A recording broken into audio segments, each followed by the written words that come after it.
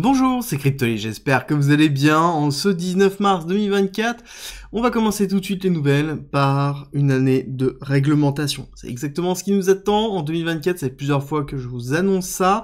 On va avoir de la réglementation sur l'intelligence artificielle et donc forcément sur les projets blockchain qui ont de l'intelligence artificielle. Il faut bien comprendre que ça va être très large comme type de réglementation. Et on va avoir la réglementation des stablecoins en Europe et aussi aux USA. Il va y avoir aussi une taxe de 30% sur le mining aux USA. Ça va être des éléments qui vont être très importants, mais ça va être surtout la réglementation autour des stablecoins en Europe qui va être très très important. Et on voit que OKX est déjà en train de taper sur Tether et l'USDT. Ça veut dire que OKX retire l'ensemble des paires Tether, USDT pour les remplacer soit par l'USDC, soit par un autre actif, donc un autre stablecoin qui est MiCA compliant. Ça veut dire qu'il va être légalisé par MiCA en Europe. Et ça, c'est très très important. Ça fait plusieurs fois que je vous alerte sur le fait que Tether n'a pas forcément de problème de liquidité, mais va avoir un problème réel à pouvoir rentrer dans la réglementation de par sa construction et de par ses liens avec Justin Sun et l'écosystème Tron. Il y a plus de 50 milliards d'USDT, quasiment la moitié des USDT qui sont disponibles, qui sont sur Tron. Alors, il y a plusieurs raisons. Il faut comprendre que beaucoup d'exchanges utilisent Tron pour pouvoir faire leurs transactions et utilisent Tron pour pouvoir stocker leur wallet avec les USDT, mais ça n'empêche que actuellement, Tether aura beaucoup de mal à rentrer en compliance, même s'ils essaient par plusieurs actions coup de poing. Je pense que Tether risque d'être banni d'Europe et risque d'être banni des USA, et ça risque d'être un énorme coup pour Tether, pas forcément pour les cryptos, mais en tout cas par une partie de Tether. Je ne pense pas que USDT aura un problème ou dépèguera jusqu'à 0. On pourra avoir un dépeg temporaire qui sera une opportunité d'arbitrage, en tout cas que je saisirai certainement. Alors ça va déterminer si oui ou non on a un véritable crash et pourquoi on a ce crash là, mais c'est clairement là une problématique qui est en train de se passer. Il faut prendre en considération parce que dans tous les cas, MiCA arrive, dans tous les cas la réglementation aux USA sur les stablecoins arrive, c'est sûr et certain, c'est une question de semaines, c'est une question de mois, et il va falloir surveiller les actions de Tether sur cette réglementation. Ils sont au courant et ils sont en train certainement de se préparer. C'est ce qui va être intéressant de voir comment ça va se dérouler. On va être obligé de parler de Solana parce que Solana éclate alors que le marché s'effondre. C'est un petit peu l'idée générale de ce qui est en train de se passer depuis ces derniers jours. Et Solana actuellement est en train d'éclater avec les mêmes coins. Je vous ai fait une vidéo sur Solana, je vous invite à la regarder pourquoi elle éclate exactement. Et si on rentre un petit peu sur le fondement de ce qui est en train de se passer et pourquoi Solana a dépassé le BNB, donc c'est très important, ça veut dire que Solana vraiment s'instancie dans le top 3 officiel des cryptos. On voit qu'on a un énorme volume depuis les dernières heures sur les différents DEX de Solana. DEX étant Decentralized Exchange, c'est-à-dire des échanges décentralisés. Nous avons Raydium, nous avons Jupiter, nous avons Orca, et on parle de 2,2 milliards de dollars sur les dernières 24 heures sur Raydium, alors que Uniswap sur Ethereum représente 1,1 milliard de dollars. Donc on voit bien ici qu'on a énormément d'échanges sur Solana, et malheureusement, une grosse partie de ces échanges sont liés aux vagues de meme coins qui ont lieu maintenant. Est-ce que c'est quelque chose qui va persister? Je ne pense pas, mais en tout cas, ce qui est intéressant, c'est que les nouveaux utilisateurs qui arrivent sur Solana ont la possibilité d'utiliser les DEX, utilisent Raydium, utilisent Jupiter, utilisent Orca.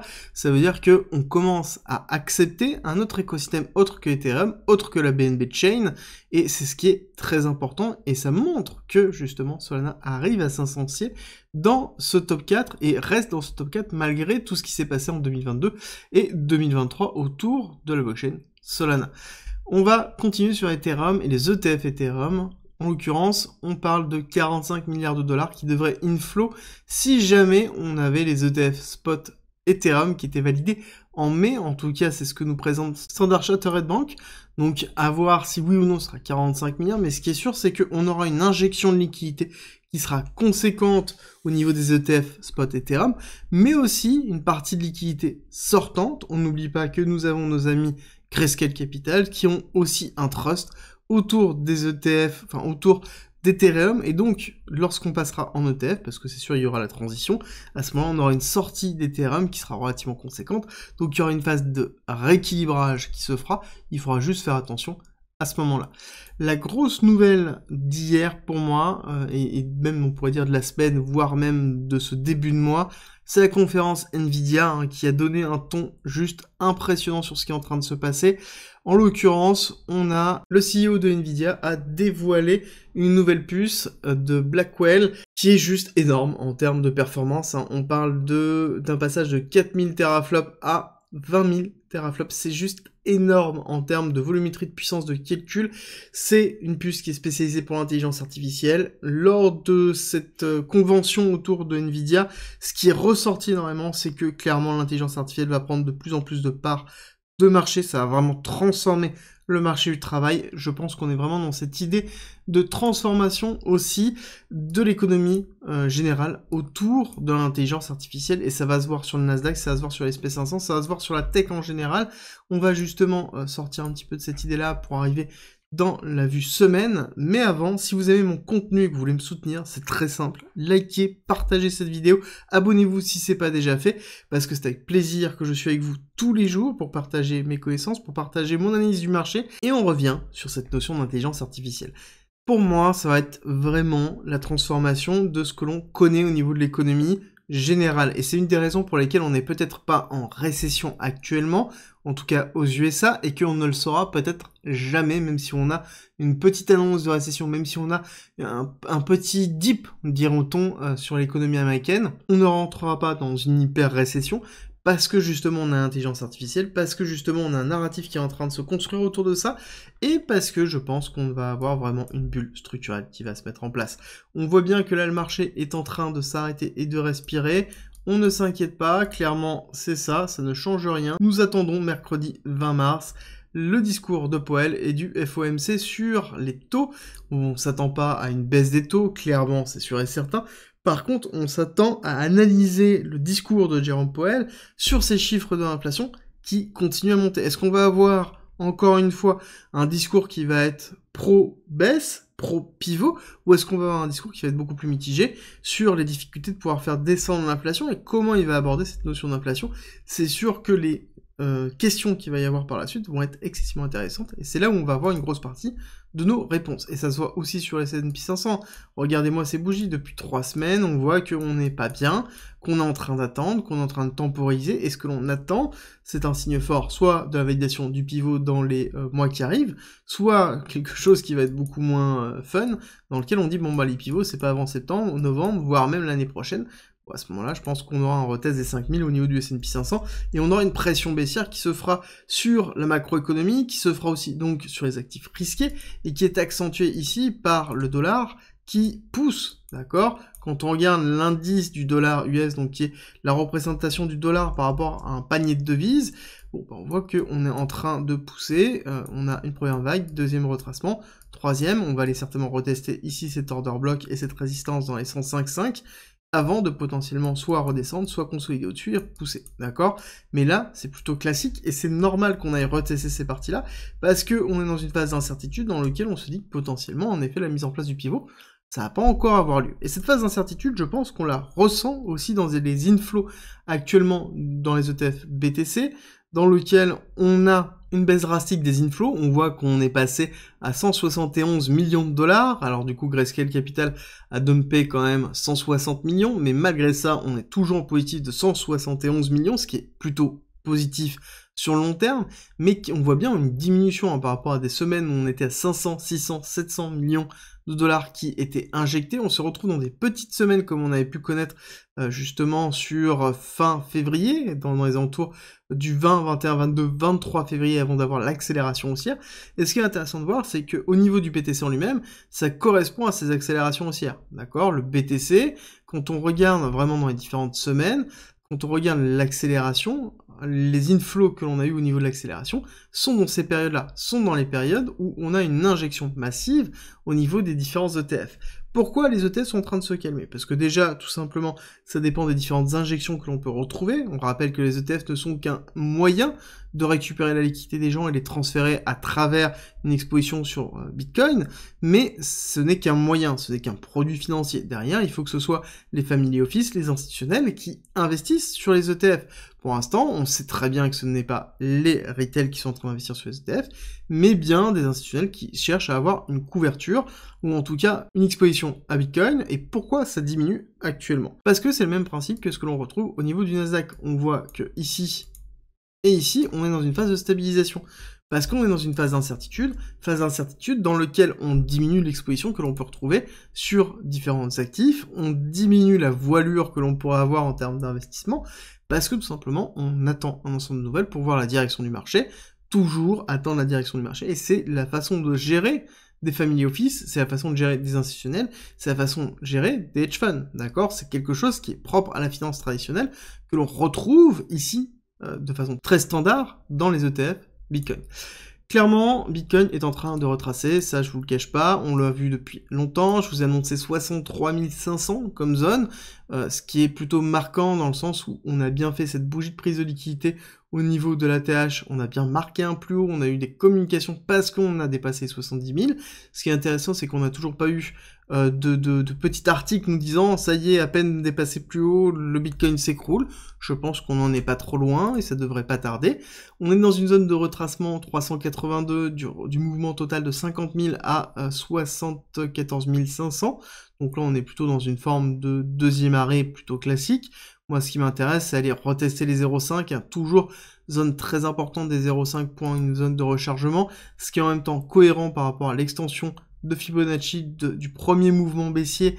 On voit qu'on arrive à 1,618, 63 700, qui correspond à l'order block que l'on a ici, d'accord, toujours là, le palier des 63 000, donc on a quand même une concordance très forte d'éléments dans cette zone-là. On sait que c'est un appel de prix, si jamais on a une très belle réaction, une belle accumulation, on aura un signal puissant pour se dire que, en effet, on va repousser à la hausse, on aura juste fait un dip sur la partie 0,5 avant de repartir fortement, et ça, ce sera très positif. L'autre élément qui est important de voir, c'est ici, on regarde l'open interest qui est en train de se faire. L'open interest est plus ou moins flat, on voit qu'on a une forme de compression, alors qu'on avait un cours qui était en train de descendre, un open interest qui était en train de monter. Ça, c'était signe clair d'un dump baissier. D'accord, quand vous voyez en fait ce type de pattern là, ça sous-entend qu'on a une montée en pression des leviers et donc derrière on va avoir une liquidation qui va avoir lieu, chose que l'on voit ici et on voit qu'on est racheté dans ce niveau-là. D'accord? Alors là, c'est à l'instant, je viens de le voir, c'est très important, si on maintient ce niveau ici, ça veut dire qu'on est peut-être dans la mise en place d'une accumulation de week-off, avec ici un SC, un STB, potentiellement un spring, d'accord? Arrêt de la tendance baissière, on retrace, on va prendre la liquidité, on retrace pour marquer vraiment une accélération haussière, on va retester, voire prendre la liquidité avec le spring, et ensuite on repart à la hausse. Là, il va falloir justement surveiller ça, si jamais on a ça, ce sera très positif. Je ne pense pas, personnellement, je vise dans un premier temps les 63 700, et l'autre élément que je vais viser beaucoup plus bas, qui va être ici, les liquidités qui ont été laissées dans cette zone-là, d'accord? La zone des 60 000, elle est attendue par beaucoup de monde, peut-être beaucoup trop de monde, certains diront. Ça n'empêche qu'on sait qu'on a un appel de liquidité qui est très très important dans les 60 000. Et quand on regarde en même temps le retracement qu'on aurait, hop, tac, on fait. Là, on a fait que pour l'instant 12%. 60 000, on serait dans les alentours de 18, 19, 20%, qui serait tout à fait cohérent par rapport à avoir un premier drawdown, une première baisse au niveau de Bitcoin, qui serait aussi cohérent par rapport à une prise d'ATH, une prise de liquidité très forte. D'ailleurs, en termes de liquidité, qu'est-ce que l'on a? On voit qu'on a bien ici dans les 60 000 au niveau de cette bougie un gros pool de liquidité, mais on voit surtout que ici, dans les 63 500, on a un gros pool de liquidité aussi, donc qui pourrait être la zone d'arrêt, qui correspond à notre order block qu'on retrouve ici. Donc ça nous confirme encore une fois l'importance de cette zone des 63 500 qui pourrait être vraiment une grosse zone de support par la suite. Là-dessus, pareil, on voit un renforcement dans les 63 500, des positions d'achat dans le spot, hein, donc tout à fait cohérent, pas de changement dans le reste. Et quand on regarde Kingfisher, on voit que les CFD perp sont en chute drastique, ce qui est tout à fait cohérent, étant donné qu'il y a une grosse partie de short squeeze qui a lieu. Ça sous-entend qu'on déclenche les ordres limites des stop loss, et donc à côté un marché qui est beaucoup moins agressif sur du perpétuel, donc des vagues de liquidation que l'on retrouve, même si on a un marché qui est quand même beaucoup moins leveragé. Si on regarde l'order flow, on voit que le funding rate est très bas, ce qui est très positif, donc pour moi ça veut dire qu'il y a assez peu encore à liquider. La seule chose qui est important à noter pour moi, ça va être vraiment le fait de voir, là on va plus le voir sur un weekly, vous allez très vite voir qu'on a des gros clusters de liquidation qui sont ici en short, ça veut dire que beaucoup de personnes sont en train de se positionner en short, et majoritairement le mouvement baissier est un mouvement basé sur du levier, étant donné que nous avons les clusters de liquidation qui sont au-dessus du top dans les 75 000, et au-dessus du top temporaire des 70 000, où on a eu le mouvement baissier ici de la chute.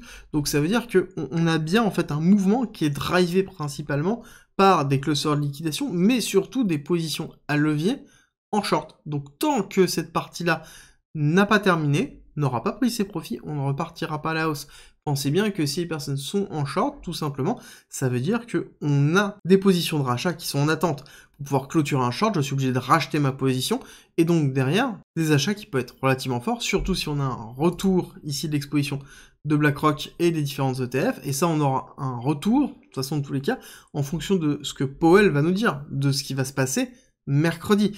Donc cette fin de semaine pourrait être l'arrêt de cette semaine rouge, ou voir la continuité pour aller chercher une target plus basse, 60 000, si jamais les nouvelles de Powell sont pas dans le bon sens, et en tout cas pas dans le sens du marché, et c'est là où ça va être excessivement important et intéressant de voir le comportement des family office par rapport à Bitcoin sur justement l'annonce de Powell. Ça va nous donner peut-être une indication de la représentation de ce qu'est réellement Bitcoin pour eux. Et je sais que ce marché est très compliqué à gérer émotionnellement, parce que nous avons des phases d'hyper-accélération, d'hyper-euphorie, avec des phases d'hyper-peur, comme on peut le revoir, et des retracements, et c'est normal. C'est une des raisons pour lesquelles j'ai écrit un guide 100% gratuit en commentaire en description, dans lequel je reviens sur la partie psychologique, dans la partie gestion des achats, dans la partie gestion des ventes, de façon à ce que vous ayez tous les éléments pour pouvoir gérer ce qui est en train de se passer.